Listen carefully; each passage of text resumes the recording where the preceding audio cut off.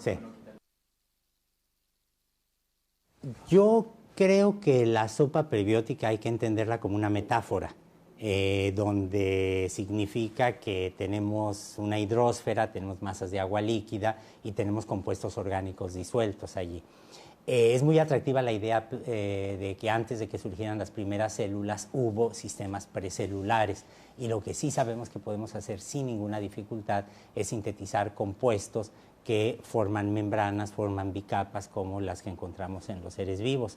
Estos compuestos también los encontramos en meteoritos, de los cuales sabemos que estaban chocando constantemente contra la Tierra primitiva y que deben haber aportado las moléculas también para que se formaran estas bicapas que se cerraban. Igual que cuando estamos haciendo una ensalada vemos las gotitas de aceite que se separan del vinagre o de la fase líquida, o cuando estamos tomando una sopa vemos las gotitas de grasa. Bueno, esta separación de pequeños sistemas ricos en compuestos orgánicos, creemos que favoreció la interacción entre distintos tipos de moléculas y es lo que eventualmente llevaría a las primeras células.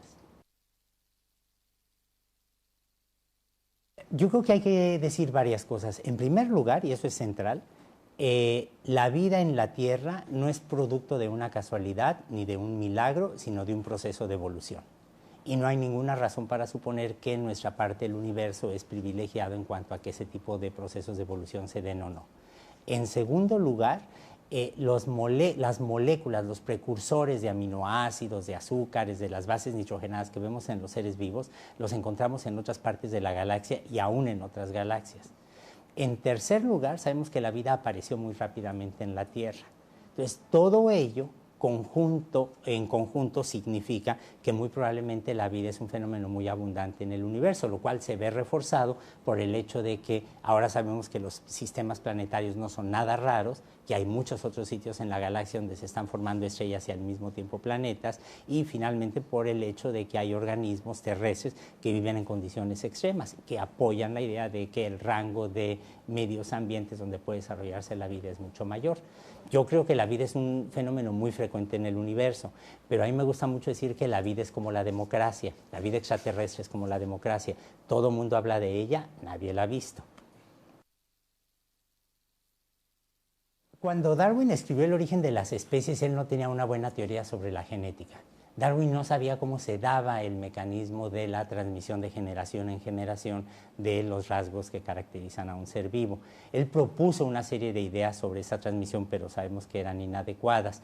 En realidad, la gran conjunción entre genética y darwinismo se da a finales de los años 20, durante los años 30, y da origen a lo que llamamos el neodarwinismo, en donde nos damos cuenta que no hay una contradicción entre la genética mendeliana y las ideas de la selección natural. Es decir, lo que me va a dar materia prima para que la selección natural actúe es la diversidad genética que hay en una población biológica. Ahora, la genética deja muchos tipos de huellas o se manifiesta de muchas maneras. Por ejemplo, algunos tenemos los lóbulos de las orejas separadas y otros no.